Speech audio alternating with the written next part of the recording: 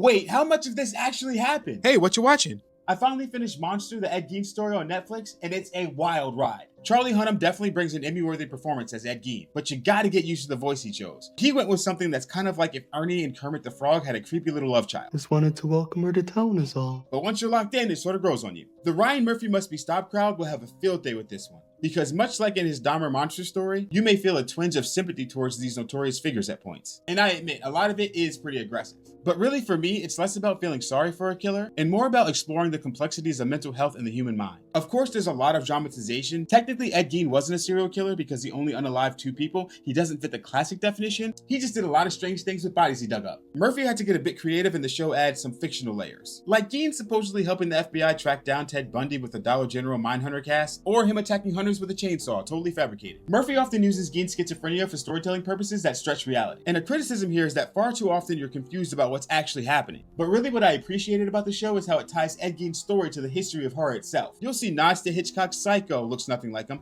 Texas Chainsaw Massacre, and Silence of the Lambs, showing how Gein influenced these iconic films. Overall, Monster the Ed Gein story is a fascinating dive into Ed Gein's life, the evolution of the horror genre, and how his twisted legacy seemed to spark a whole wave of notorious serial killers in America. It's definitely a hard watch. Some of these scenes are tough to get through, but if you got the time and the stomach for it, it's totally worth checking out.